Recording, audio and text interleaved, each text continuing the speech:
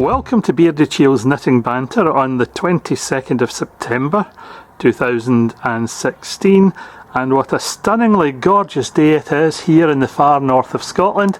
Temperature is currently sitting at about 24 degrees centigrade, which is a blisteringly hot day for us, and I'm having a wonderful time getting ready for my podcast.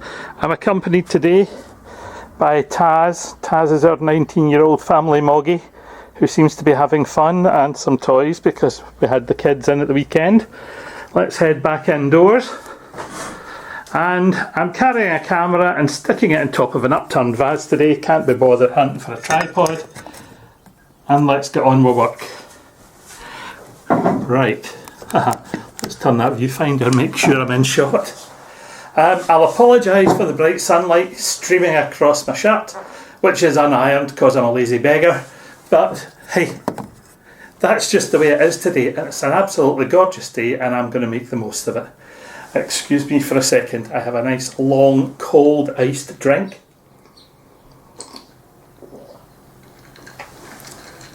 Unfortunately, it's nothing exciting.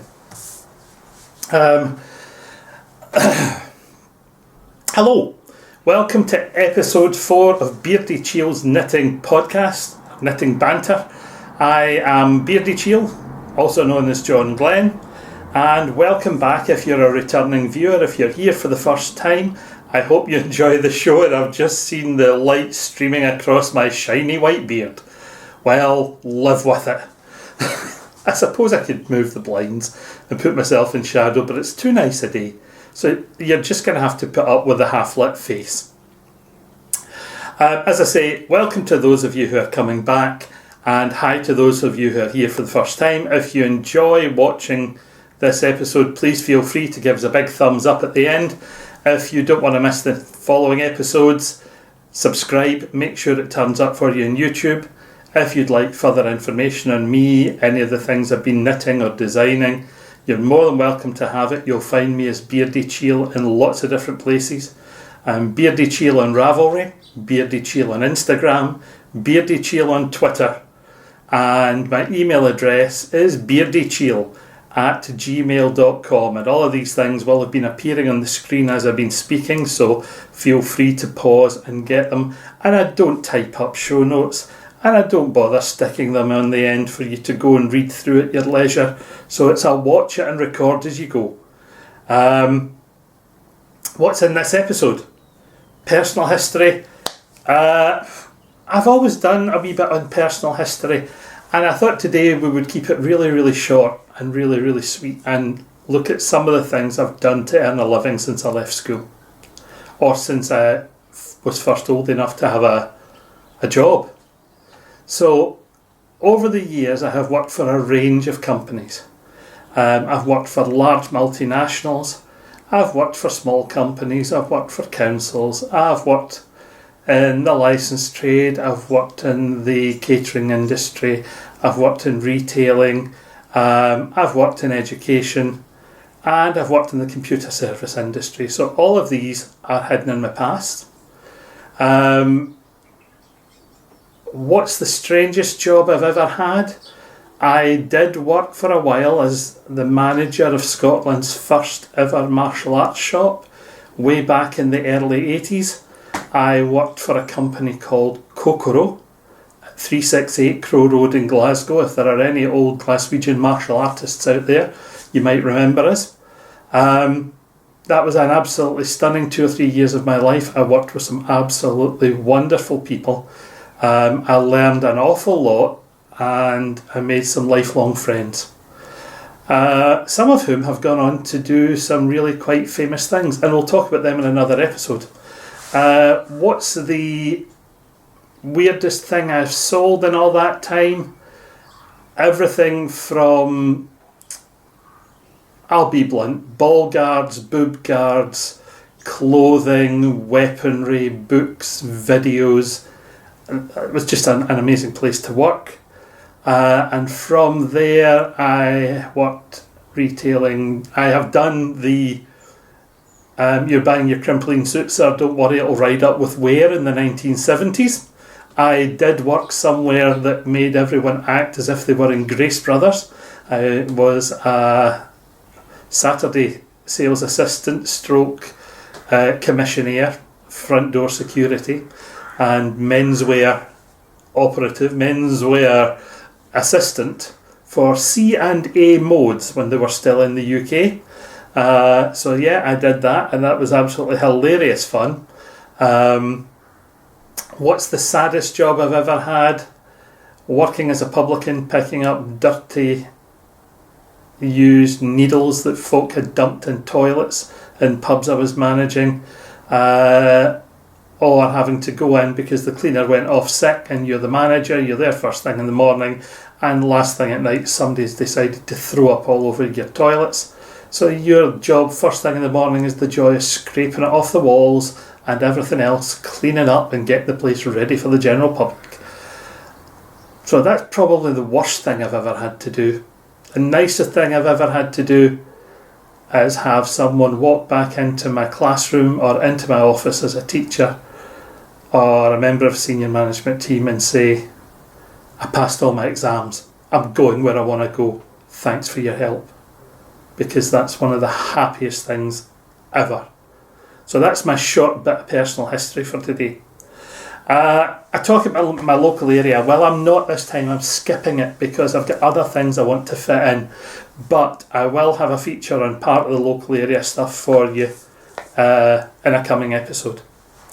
Health issues. I explained in the last episode that I'd been having one or two health issues, and thank you for the absolutely stunning feedback a lot of you have sent me. It's very, very kind and generous of you. I am following instructions, sitting on my behind and knitting and doing pretty little else. Admittedly, I have been doing the occasional batch of dishes, and I have been chopping veg and making the occasional pot of soup. But I have to say, even making the dinner, making a pot of soup, making a pan of stew, leaves me feeling pretty exhausted. So I'm determined not to give up. I'm trying these little household chores as a start off, pardon me, and we'll build it up slowly. It will come in time. My family have been incredibly supportive, as have all of my friends, and that makes life so much more enjoyable. People have been really understanding, and I just worry that it reaches the stage where their understanding gets stretched because I feel as if I'm imposing on them. And I know they're all going to say, no, that's garbage, but anyone else in this position would probably feel the same way. So, that's the health issues done. Is there anything else exciting happening at home at the moment? Well, we did have one of our grandchildren off ill for a few days visiting a hospital, and they worked with him and his mum and his dad, and he is absolutely perfect and bright as a new pin and home and happy, and everyone is well again. So that's good. Works in progress. Next place we're going. There are a couple of bits of works in progress sitting on the table here. So let's have a look at them. The first one that I've got here is the fingerless mitts. Now, I started work a while ago on fingerless mitts, if you remember. And I finished one, and that one has been tried on by about half a dozen people for me. Big hands, small hands, male hands, female hands, and they've all said the same thing. Yeah, we like the design. Yeah, we quite like the wool. I'm afraid the male try-ons have said the sparkly might be a bit too much for most of them, but that's fine. So that's gone nicely. Mitt number 2 is a work in progress, and it will be finished shortly. But in the meantime, the third part of that was, there was so much yarn, I thought I'll turn some of it into a hat as well. And since they're sparkly, I thought I'm going to design a kind of female-inspired hat rather than a male-inspired hat. So I'll leave that, and we'll come back to that under finished objects, because the hat itself is finished. Now, life would not be normal without a pair of socks somewhere, and these are the current pair of socks. They are being knitted in a 75 wool, 25 polyamide mix. It's from Drops. and I've forgotten to bring the band with me. It's a really, really nice range of colours, from the teal through the purple to the bright yellows, the oranges. I think it's going to be a lovely pair of socks. I've started knitting it as a toe-up with an invisible cast on.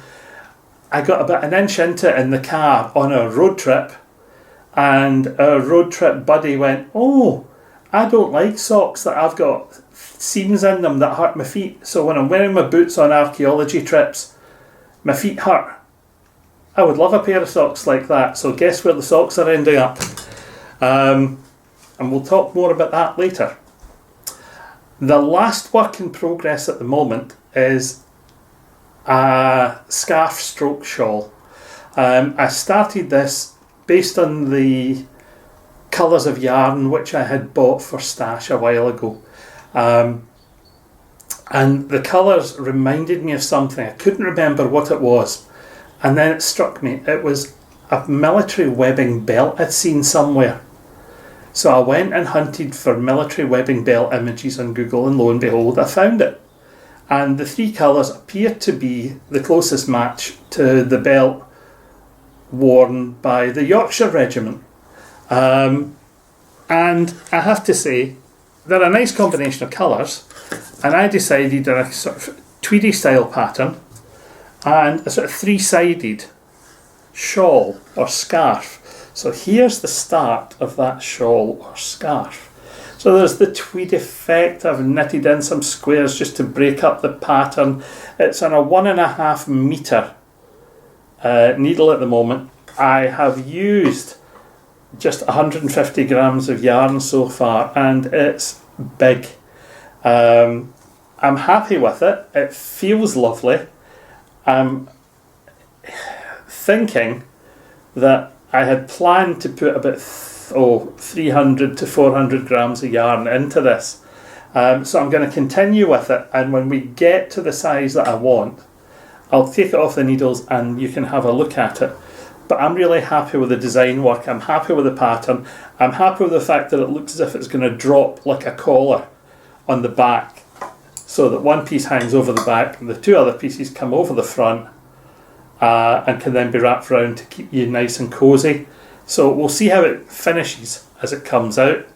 But for the time being, we're going to call it the guy's shawl or scarf. Call it a skull, a scarf. I don't know. But I designed it in colours that were more male inspired than female. Not so much open work as just slight texture.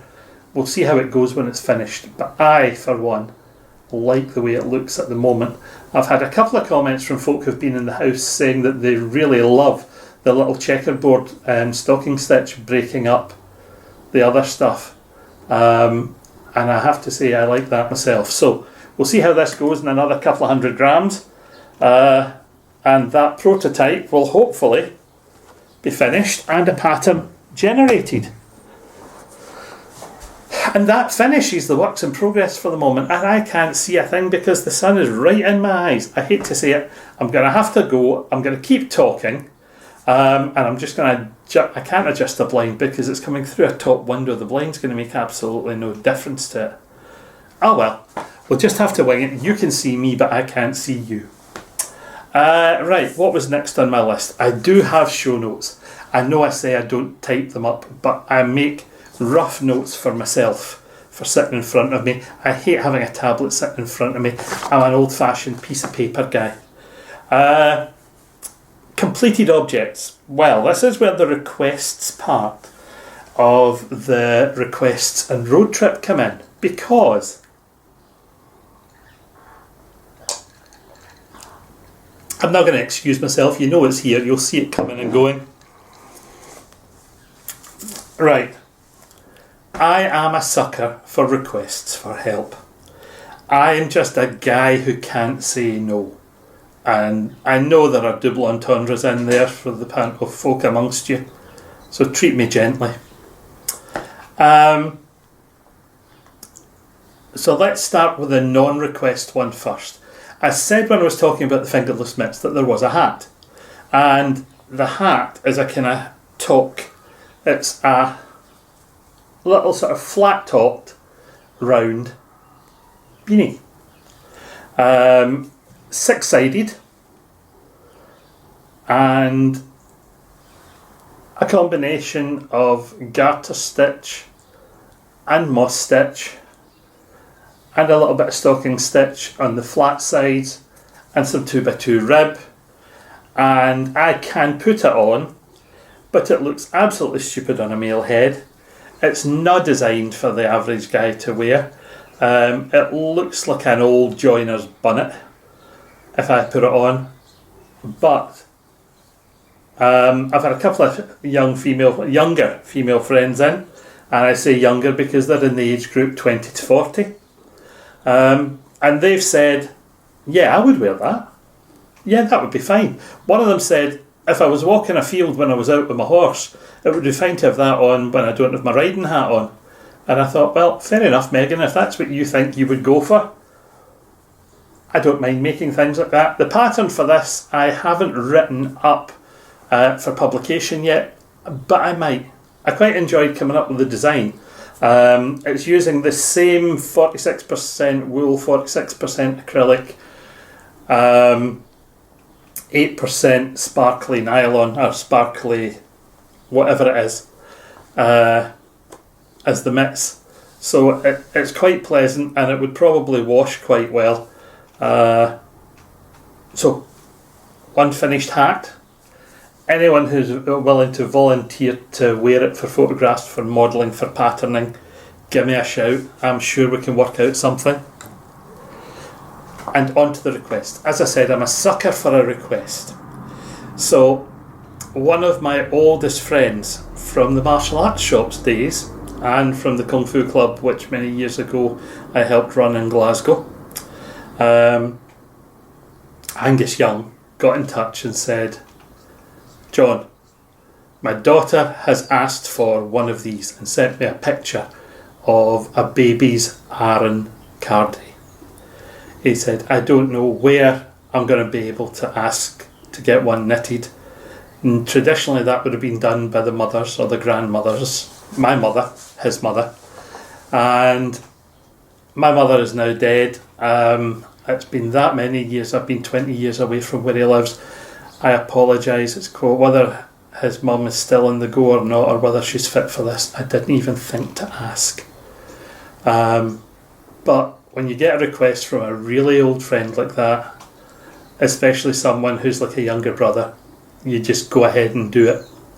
So I had a wee look at the sort of thing his daughter was asking for, and I had just visited a local craft shop who had some lamb's wool in. So I bought 200 grams of 100% Geelong merino lamb's wool with quite a fine twist in 4-ply. And when you see it, and when you feel it, and when you knit it, it's still as it would have come from the mill, and it's quite a strange texture. It feels almost like a sandfrized cotton. And I thought, oh my god, I wouldn't want to put that on a kid. But for the first time in years, I knitted a tension square. I don't call it a gauge swatch. I learned it as a tension square when I was a kid. And when I washed it, it just went poof and filled out and became the most downy, absolutely stunning fabric in stocking stitch.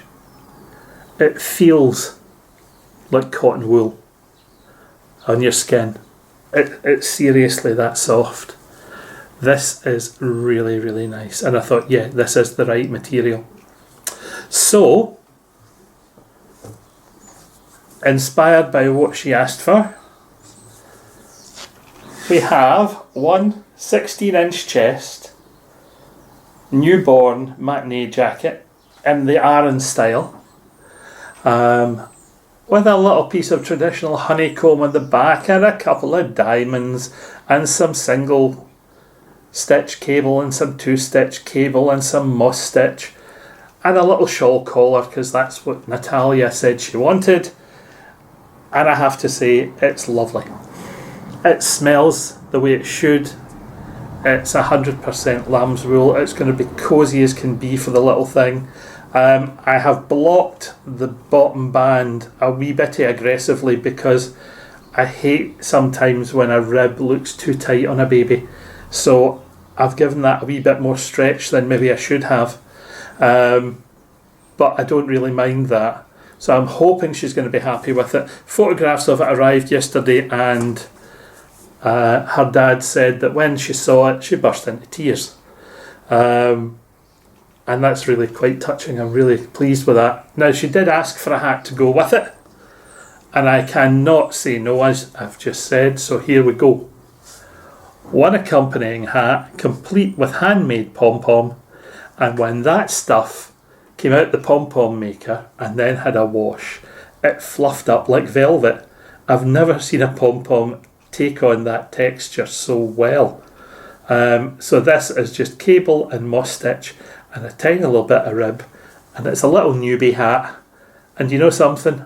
I'm happy with it, and tomorrow morning it's going off in the post to Glasgow, and I hope that Natalia and her baby have a happy time wearing it. It's going to be great fun. Well, babies are on the go at the moment.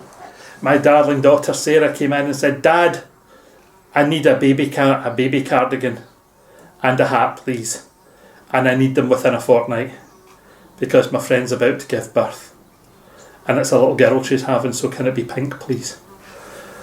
And I was halfway through the design and knit for Angus, and I thought, just my luck.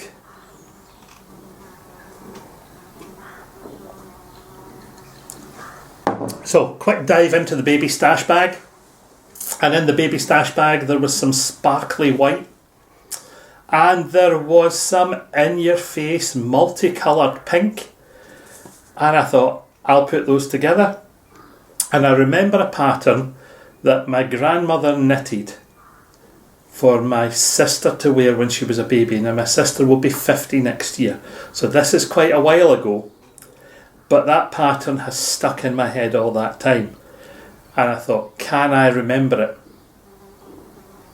And then I thought, well, wait a minute, it's made up of fairly traditional stuff. So I finished it about 2 a.m. this morning, and here we go. A traditional shell patterned matinee jacket. So shell patterned bottom end, garter stitch cuffs, collar and bands, and this sparkly white, and I don't know if the sparkles are actually showing, I kind of see top, but the top, you might see it that way, doesn't actually have a set of raglans. It's got the sleeves knitted in. The entire bottom piece is knitted as one. There are no side seams. You split it for the underarm, add in the sleeves, and then knit the top half, or the top section, as if it's one big piece of knitwear. And I can see where the decreases are and the way they work their way across the back and up the arms, but I'm really happy with the way it's come out. It does look the way I remember it. I don't know who the pattern was originally attributed to. I don't know if it was originally knitted with raglan sleeves, but it's stocking stitch and shell stitch, and it's a very old, very traditional pattern for a matinee jacket. I don't think you could really attribute it to anybody. If anybody wants a copy of it, I'd happily write out what I did with this one. It was literally straight off the top of my head, and it was great fun to do. So that will go to Sarah's friend, and the hat to go with it will be started tonight, so hopefully that'll end up going somewhere nice as well. And that's it for completed objects today. A couple of episodes ago I showed you Louise's sparkly ankle socks, and they were finished, and I hummed and hawed about them, and a couple of people asked about them. So the pattern has been written up. The editing finished yesterday and it came back. It's been sent off to a couple of test knitters and it's been stuck up on Ravelry. So it's there for anyone who's interested in Louise's ankle socks. They have a little piece of Arden pattern, just a very simple central panel running up the front of the sock. They're a roll down, roll topped ankle sock with a reinforced heel. They're good fun. They're a quick knit. They're an easy knit. So I would suggest, well, I think they're an easy knit. But then again, what do I know? If you try them and find that they're difficult, or there are bits of them are difficult, drop me an email and tell me. I'm happy to hear from you. So that's sitting there as well. So I was quite happy to get that done. And that takes me on to vintage pattern time. Now, I had spoken about vintage patterns a while in the last episode. And there was one I showed a photograph of two gentlemen wearing old waistcoats, and it was a 1940s, 1950s pattern. And I remember my grandmother knitting me that pattern as a waistcoat in the 70s when I was a student, and I wore it, as I said last time, with a collarless shirt. But I remember that she knitted me the two-tone. When I was reading the pattern for the monotone waistcoat, I remember talking to her about it, and she'd said to me, although it's knitted that way, the fabric itself is reversible because it's a double-sided fabric, and it's a very interesting reverse side. So I looked at it and I thought, right, I think I'm going to knit a version of that using the reverse side. I'm going to have to completely change the pattern because the biggest chest size on it was a 42-inch chest, and I'm a 58. There's a slight size difference. There's a slight length difference. In fact, there's a massive blooming age difference. So, on one of my road trips recently, I was visiting a shop that we're going to be discussing at length in a little while. And I picked up this cone. And this is a cone of 100% wool double knitting from a mill called Hunters of Brora, who used to be a sort of tweed manufacturer. Their stuff was incredibly high-end, bespoke wool. And I have to say, the quality is incredible. This, if you have a look at the end and you see how dirty and grubby it is an end of line. The mill has gone out of business. And this little shop bought up a lot of their end of line stock. Their knitting yarns, some of the spinning yarns, and they had them put away. So this was 100% wool. And it feels like knitting with sisal. It feels as if you're knitting with string, because it still has a high percentage of machine oil in it for the automated knitting processes. So, again, breaking my own rules for tension squares or gauge swatches, whatever you want to call them, I knitted one. And when I knitted it and I washed it and the oil came out, again, boof, the fabric changed dramatically. And I have this very old traditional beige and multicoloured tweed fabric, and it is gorgeous. It's really, really opulent. It's of another era. It's 1930s Fair Isle. It's tank tops and pipes and corduroy trousers and leather patches on elbows type yarn, and it takes me back to being a tiny little kid. This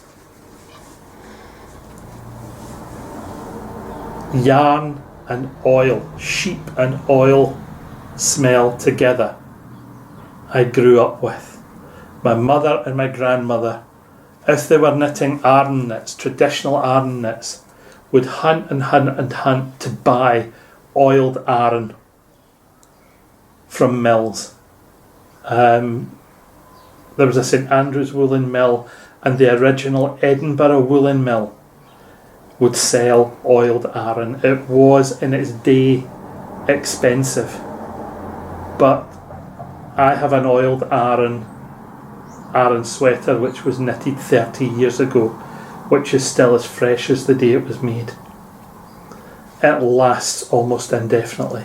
As the oil washes out over the years, the bounce in the yarn gets bigger and bigger and bigger. It puffs up, it fluffs up, it fills out the initial knitted fabric, and it adds to how well waterproofed it is. It changes the wearing characteristics dramatically, and I absolutely adore it. So it became a work in progress. It went onto the needles, and this side is the original pattern for that vintage waistcoat, which was a bit more formal than I wanted, but it was the other side that I was more interested in. And I reckon that particular texture would be really, really nice. So this is the back, and I'm about 4 inches from the underarm, and I am really happy with it. At the moment, it looks good, it smells wonderful, it's a pleasure to work with. It's not incredibly heavy, but it is warm, and allowing for the fact that we're having this sort of run of good weather at the moment, knitting with it, you get warm pretty quickly. So works in progress, that's the last of them. The completed objects we've done. That's my vintage pattern. It's not a prototype, it's an evolution from a vintage pattern in progress, and I'll keep you up to date with that as it comes in. Needles and pins we've spoken about the last little while. Feedback on the pins, information for beginners was really, really good. A lot of people contributed both in Ravelry and in YouTube to the conversation we were having about whether or not to recycle pins, whether to buy cheap, whether to invest only in expensive pins when you start out. And there was a massive, I'm going to move into the sun, there was a massive range of opinion out there, but the one thing everybody seemed to have in common was, regardless of your experience, don't give up. If you think something's hard at the beginning when you're knitting it, ask someone for assistance, ask someone for advice. Don't struggle on and give up. And yeah, investing in your pins eventually becomes essential. I didn't have a 1.5 metre long 4mm circular for that a guy's shawl that I showed you earlier. I had to buy one. So a Knit Pro cable and a set of 4mm Knit Pro ends, and in they came within 3 or 4 days. Put it on because I had a sort of 80mm on it, and I'm afraid I'm just about capacity on the 1.5 metre. Whether or not I buy another cable and expand onto it, or whether I just sort of force as much as I can on there for the time being, I haven't decided yet. It'll probably be force as much on as you can and see what happens. But even after 45 years, my needle collection continues to expand, so I can't really say anything. We mentioned wool-free yarns at the end of the last podcast as well. Well, I've had a look for a few, and I've looked in a couple of local shops, and I can find cotton easily enough. I can find things that contain a bit of viscose or a bit of linen, but they're generally mixed with animal-based product. So that could, even silk is animal-based. So finding things which are completely animal-free, it's not impossible, but it does take a bit of looking at times. So that has made me think. One of the people who watch my podcasts over the last few weeks is one of my former pupils, and she dropped me a message on Ravelry saying, moving back into the area on Sunday, have taken up spinning and was intrigued by your podcast. Do you remember me from school? And I had to admit that although I remembered her name, I couldn't quite put a face to the name. And then I looked at her picture on Ravelry, and the two sort of came together. I could see the younger face in there, but that was way back 2005. And as she said, you've probably seen hundreds and hundreds of people since then, which is absolutely true. So I've said, yeah, you're right. I remember the name, but it's a vague recollection. So we've had a couple of nice chats online, and she has said that she's really intrigued by the hunt for plant-based fibres. So she's willing to try spinning some specially, and asked if I would act as her guinea pig for knitting what she spins, because although she spins, knits and crochets, she doesn't really like to knit or crochet. She prefers the spinning. And I've said to her I would be delighted to act as her guinea pig, and if she gives me an idea of a garment she has in mind for something, I'll produce some design work to suit it. So watch this space, because she's also said she's willing to bring her spinning wheel and what she's spinning along and do some filming for a podcast. So thank you very much, Kirsty. I look forward to catching up with you at the start of October, and hopefully we can plan some filming for the podcast, put it in and let the rest of the world see what we've been discussing. I might even have to try and persuade someone else to help me with the knitting if her spinning is as successful as she thinks. So Charlotte from Charlotte Knits, don't be sitting back in your laurels, missus. I'll be in touch shortly to let you know how I'm getting on. So on to the other bit of today's title, the road trip, and I'm combining that with the stash enhancement, because over the last few weeks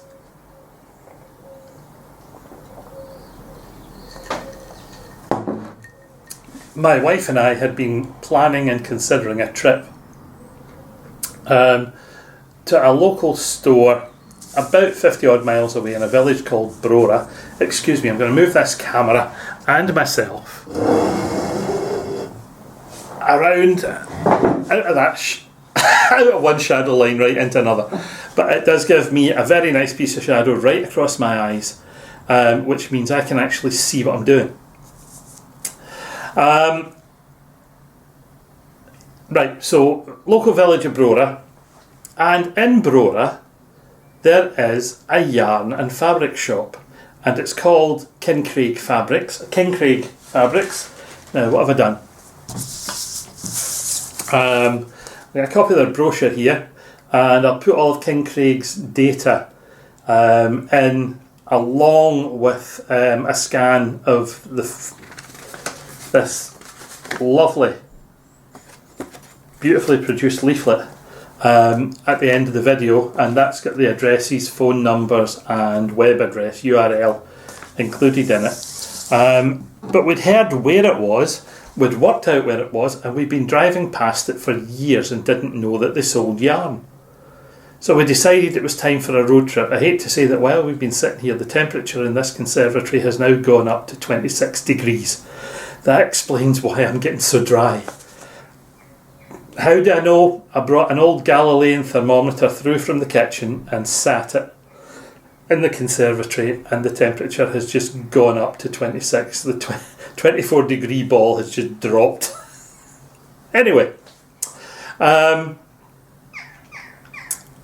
so we went down and we had a rummage. The day we went and had a rummage, I picked up the wool cone, the Hunters of Brora wool cone, thinking it was just the feel and the smell, and yet I would take it home for stash enhancement and turn it into something. But when we were there, the shop assistant Lorna said to us, come back at the weekend, we're having a crafters weekend, and we're doing a 15% discount, and we're opening not just the shop but the warehouse to the public as well. And I thought, a warehouse full of yarn and fabric?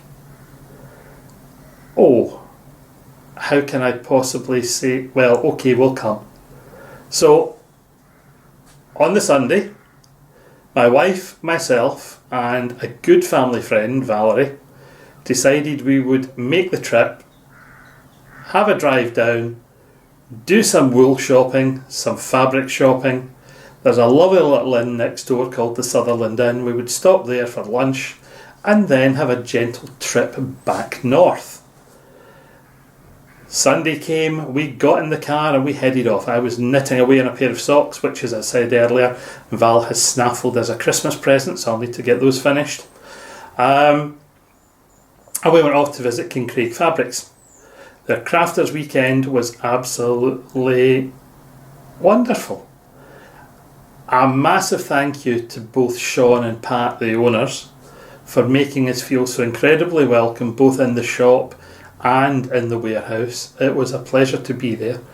There is film, sad, I know, I took the video camera with me and I went and I said, I do podcast, would you mind if I took some film, made some video in the warehouse and in the shop and stuck it on the podcast? And Sean said, no, feel free, on you go. So there's not much, about a minute and a half's video of me walking around the warehouse enthusing and walking around the shop enthusing, which I'll throw in at the end of my blurb here. In fact, I might just throw it in. No, I won't throw it in instead of my blurb because I'm blethering while I'm filming and you might as well have that. Apart from that, it's incredibly rare to get our friend Valerie on camera at any point in time. It's even more rare to get her to open her mouth and speak on camera at any point in time. And I've never seen her chuckle and grin like a 5-year-old on camera before. So there is no way I'm missing putting that on YouTube.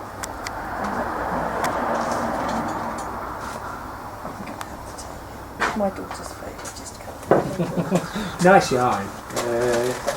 Oh God, I've done it again. Oh dear, Valerie, what have you gone for this time? Racing green, chunky. Megan. No, your daughter's predictable.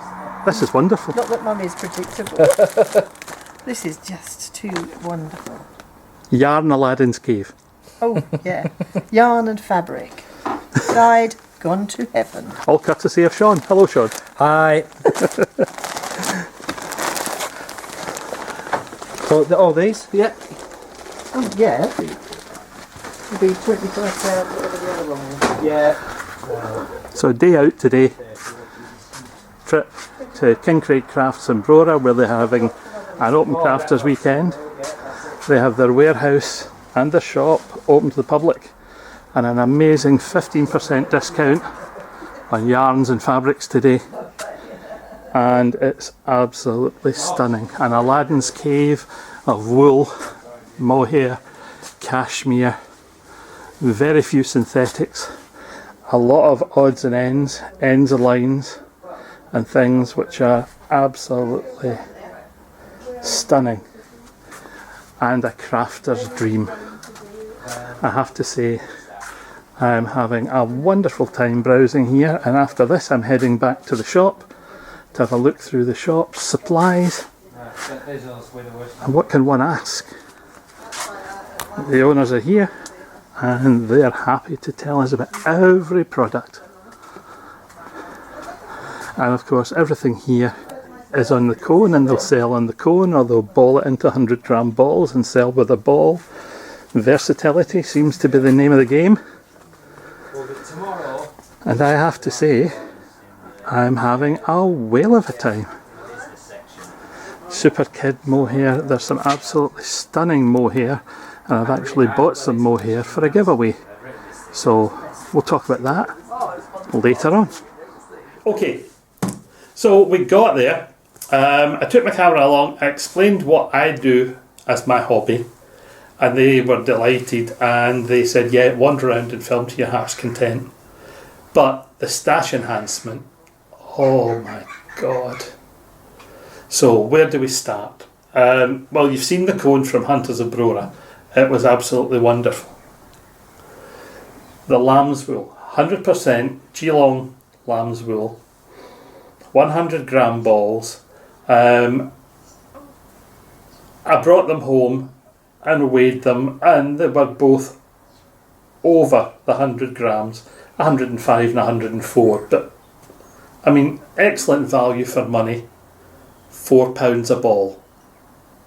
£4, 100% lamb's wool, knits like a dream.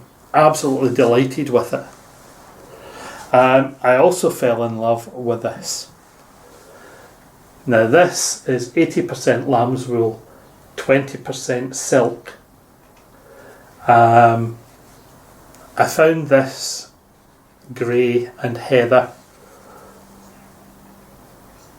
and the grey and heathery flecks just appealed to me, and I thought that would make a really nice lace shawl, or it would make into a really, really nice pair of socks. And the combination of lamb's wool and silk might not be as hard wearing, but it would be nice. It would also make a lovely cowl, and it would also make, what would it not make? They have about 6 or 7 colours of this stuff. The chocolate brown with flecks of emerald green, blue and yellow. It's just really, really nice and really warm, and I can imagine that in 2 or 3 things. Whether or not the 2 of them together would work as some brioche type work, I don't know. I've still to work that out. But the smell, the texture, if that does what every other yarn I've had from there seems to do, and when it comes from its factory oiled state to finished wash state, softens, it's going to be mind-blowingly yummy to wear. So as that knits up, I'll keep you up to date with it. It's absolutely wonderful. Now, one of the things Sean does is visits mills and things who are going out of business, and he buys up the end of their stock lines so that he can bring them back at a really good price to his customers. And he had a crate of this stuff. This is Texair Yarns Elements Mohair. The old Texair Yarns mill has gone out of business. This is 78% mohair, 13% wool, 9% nylon, 50 gram balls, 100 metres in a ball, knits as a chunky. This is what my grandmother would have bought as gold label mohair in the past. Anything mohair used to be sold in the 50s and 60s as gold, silver and bronze mohair. Gold mohair was 75% plus mohair.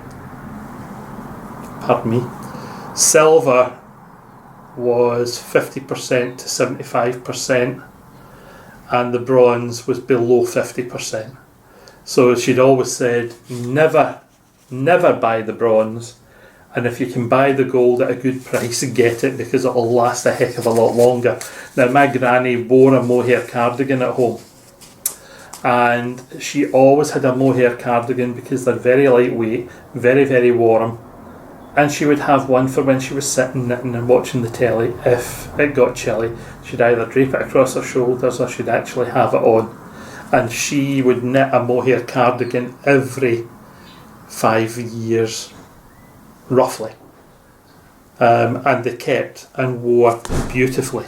That's my darling wife coming home from work. I'll catch up with you again in a little while. I need to go and help make the tea.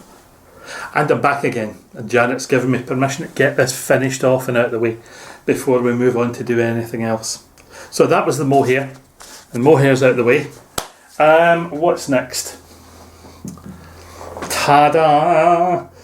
I'm really going through a bit of a beige and a lighter coloured phase at the moment, but here we go. 100% lamb's wool. Nice, simple beige is what Sean told me he was selling me. It's yarn manufactured in Italy called Natural Fantasy. When I dug up the colour and the codes inside the cone and went back and checked their website, I don't think it is lamb's wool. I think it's 80% lamb's wool, 20% cashmere. He checked his price for it, and I bought this. It's a kilo. What's 1,050 grams? Take off 50 grams for the cone. So a kilo of cashmere and lamb's wool. It's lovely. It feels nice. It smells nice. It's going to be jumpers for the grandkids. Fine, lightweight knits.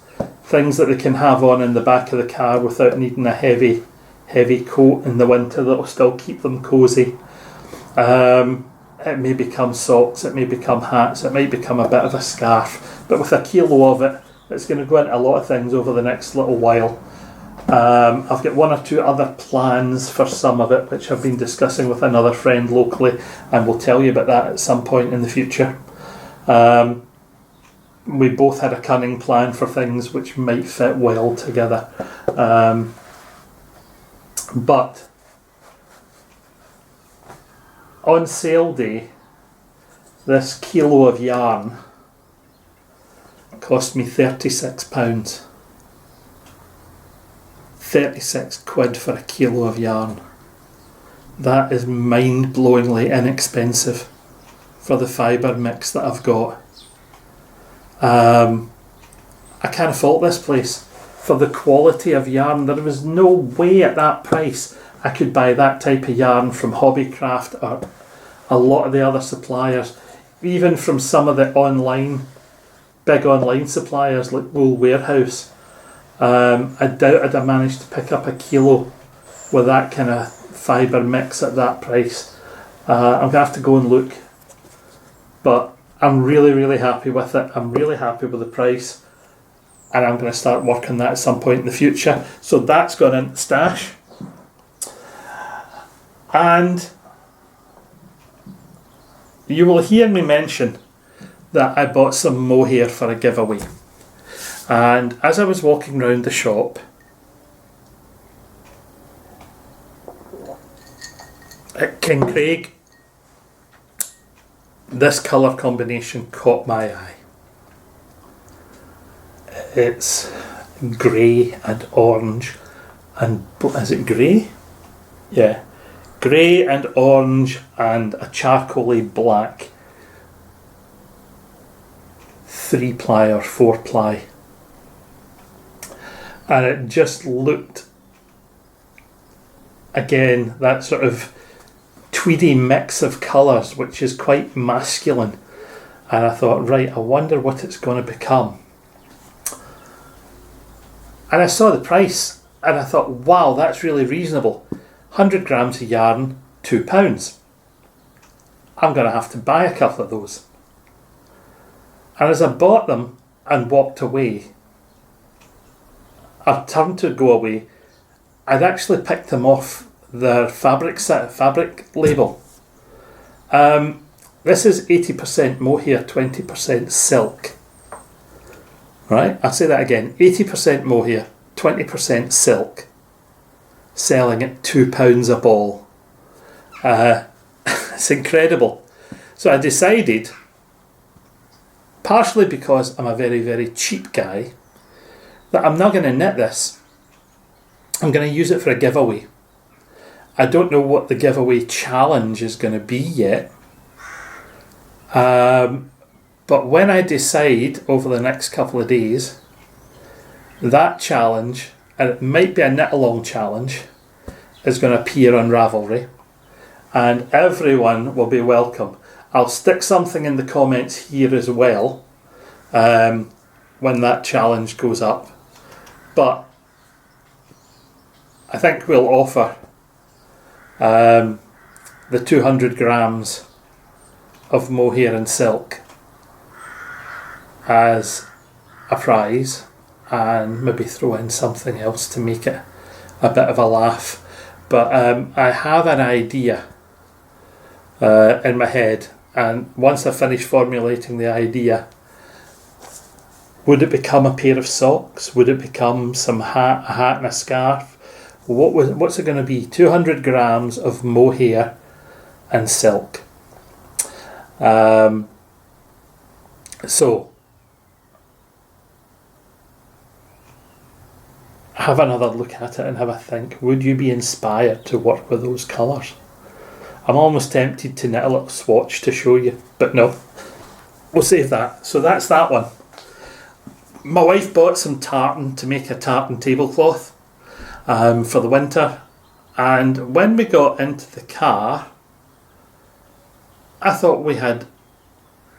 Oh, my wife also bought a kilo of cream Aran for herself for knitting for the grandkids, and something else. Suffice it to say, our total shopping bill was a 3-figure shopping bill for yarn and fabric, which we were both not unhappy with. We thought that was perfectly reasonable, allowing for the fact we had said that we were on a yarn diet until the 2nd of October.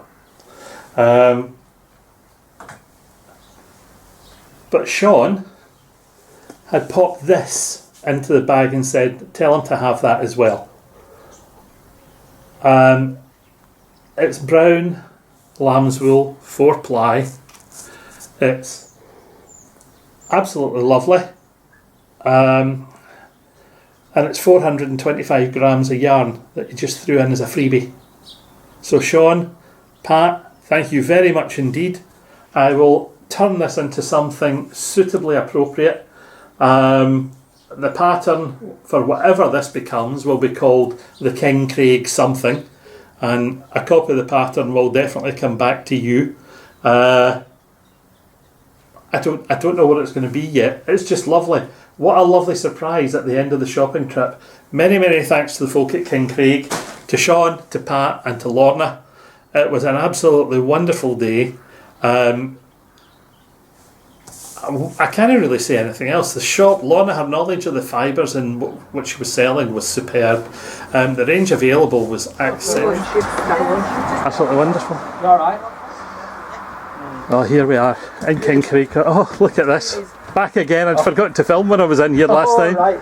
So I've just come back for a wander around the It's not up here, is it? selection of yarns. Is it not behind the door? There's one little bit. And I have to say, again, the shop is a wonderful maze. Just as good and just as wonderful as the factory. And if anyone's passing through Brora, stop at King Craig. Crafters beware, you'll spend a fortune. There's no way you're going to be able to avoid it. I mean, 100% mohair, 250 grams, £6 a hank. Oh, heaven.